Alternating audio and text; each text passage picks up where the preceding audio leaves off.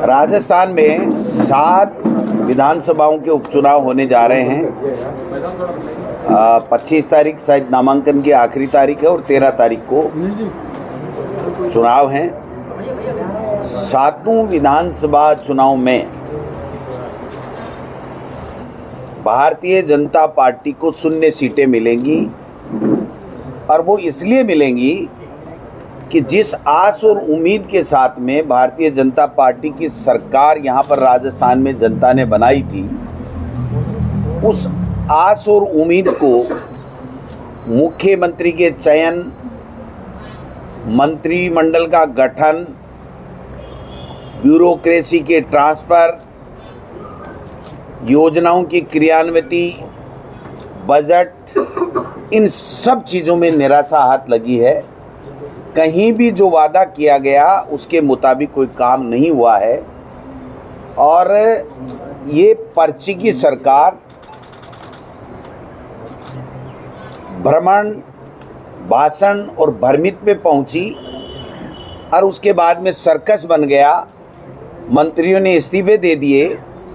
Bharatiya Janata party के प्रदेश मुख्यालय में बैठ करके कैबिनेट मंत्री ये एक हाथ जोड़ के कहता है कि मुख्यमंत्री जी, मैं आपसे निवेदन करता हूं, मेरा इस्तीफा स्वीकार कर लो, लेकिन आज तक उनके इस्तीफे का कोई फैसला नहीं आया।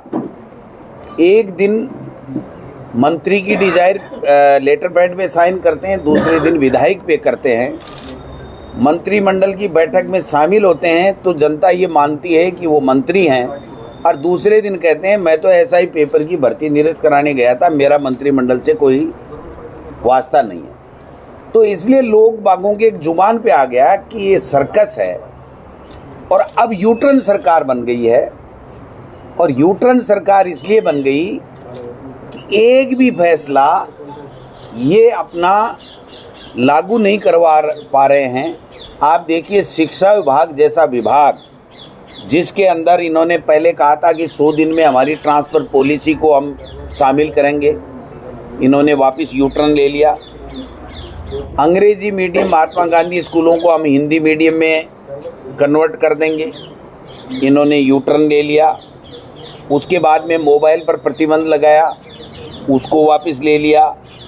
फिर उन्होंने कहा कि प्रारंभिक शिक्षा पंचायती राज से 6D के माध्यम से हम माध्यमिक शिक्षा में इनको ट्रांसफ़र करेंगे, वो वापस ले लिया। फिर कहा था कि जो सरप्लस टीचर्स हैं, जो अगेंस्ट पोस्ट बैठे हुए हैं, उन लोगों को हम समायोजन करेंगे, जो रिक्त पोस्टें हैं उनके ऊपर, उन्होंने वो भी नहीं किया। फिर मंत्री जी ने कहा कि दूध योजना बंद करके हम मोटे अनाज की योजना लाएंगे, उसको भी नहीं किया। और कल तो हद ही हो गई जब एक ट्रांसफरों की लिस्ट आई और 3 घंटे बाद में वो निरस्त हो गई।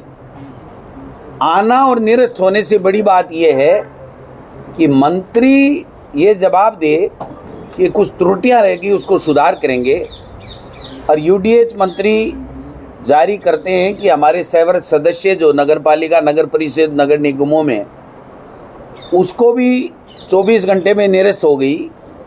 तो मैं समझता हूं कि ये यूटर्न सरकार बन चुकी है, इसलिए जनता का इनसे मोह भंग हो चुका है। जनता के वेलफेयर के लिए इन्होंने गर्मियों में न पानी की व्यवस्था की लोगों के लिए, न बिजली की व्यवस्था कर पाए।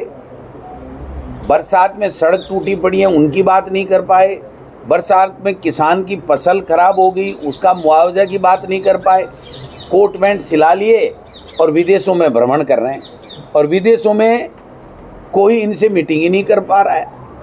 होटल में बैठ कर के और पर्यटक की तरह घुमाई कर रहे हैं। तो ये राजस्थान की जनता देख रही है और इस चुनाव में मैं समझता हूं कि उपचुनाव के अंदर इनको सबक सिखाएगी कि आप जनता के लिए, जनता ने आपको बनाया था, इसलिए जनता के लिए काम कीजिए। आज एक एमएलए ये नहीं कह सकता कि मैं इस सरकार में ये काम, सही काम भी करा सकता हूं।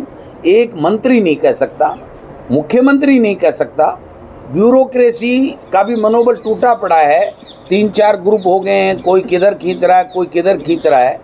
तो ऐसे में राजस्थान में जनता ने सरकार बनाई लेकिन सर्कस देखने को मिल रहा है, गुड गवर्नेंस नाम की चीज़ नहीं है। आप बताइए कि एसपी की अगर उसी के मातहत कार्मिक अगर उसकी लोकेशन ट्रेस कर रहे हैं और आज तक सरकार की तरफ से कोई एक्शन की बात नहीं आ रही है, तो ये महिला सशक्तिकरण की या महिला अपराध को रोकने की दिशा में कोई काम करने की बात ये लोग कैसे कह सकते हैं। आए दिन हमारी नाबालिग बेटियों के साथ में बलात्कार हो रहा है, माफिया हावी है, चाहे वो खनन माफिया हो, लैंड माफिया हो, और ये तो एक बात कर रहे हैं, रोजाना पढ़ने को मिलता है।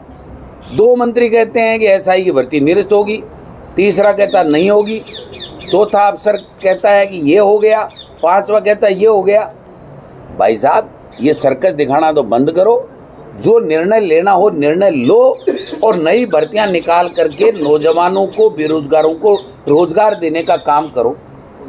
10 महीने बाद भी कांग्रेस की सरकार को कोसते रहेंगे और ऐसे पेश करते रहेंगे कि साहब पेपर लीक हो गए। पेपर लीक भाई साहब देश में भी हुए हैं। नीट का पेपर लीक हुआ, एफआईआर लॉन्च हुई, 140 के खिलाफ चार्जशीट पेश कर दी, तो वो पेपर लीक क्यों नहीं हुआ? 25 लाख का पेपर था। हमारे समय में नीट का पेपर लीक हुआ, निरस्त किया, दोबारा भर्ती कराई और नियुक्ति दे दी लोगों को। लेकिन उसको आप कितने एक दिन टूल बना के आप झूठे बदनाम करते रहोगे। जिसको जो अपराधी मिल रहा है सरकार को, वो अपराध के खिलाफ काम करे, लेकिन अब ये सर्कस दिखाना बंद करे और गुड गवर्नेंस करे, योजनाएं अच्छी जनता के लिए लेकर के आए, जनता के बीच में जाकर के उसकी समस्या सुने। आपने देखा होगा तमाशा बना दिया इन्होंने। एक दिन 2.5 घंटे या 1.5 घंटे बीजेपी के कार्यालय के अंदर जन सुनवाई हुई और दूसरे दिन ताला लग गया। वो कमरा ही नहीं खुला, कहते हैं सुकूनी नहीं है, अब सुकूनी कमरा है तो कोई दूसरा बना लो भाई। जन सुनवाई हमने कांग्रेस की सरकार के समय, मैं अध्यक्ष था, मेरे से पहले भी हुई थी, मैंने भी कराई। जन सुनवाई होती थी, 100 200 300 आदमी आते थे, हम उसकी सरकार में भेजते थे, कुछ का काम होने वाला हो जाता था, नहीं भी होता था, वो अलग बात है। लेकिन जनता को एक केंद्र मिला हुआ था कि भाई हम जाकर के हमारी बात कह सकते हैं, हमारा परिवेदना दे सकते हैं। यहाँ तो कोई परिवेदना लेने वाला ही नहीं है, कोई सुनने वाला ही नहीं है। जब मंत्री खुद ये कहे कि मैं मंत्री हूँ ही नहीं, तो आप बताओ जनता किसके पास में जाए। और एमएलए ये कहने लगे, जनप्रतिनिधि, कि हमारी चलती नहीं है। आप अधिकारी 2-4 के नाम वो बोलते हैं, मैं नहीं बोलूँगा, तो उनके पास जाओ। तो ये क्या हो रहा है? ये तमाशा नहीं हो तो और क्या हो रहा है?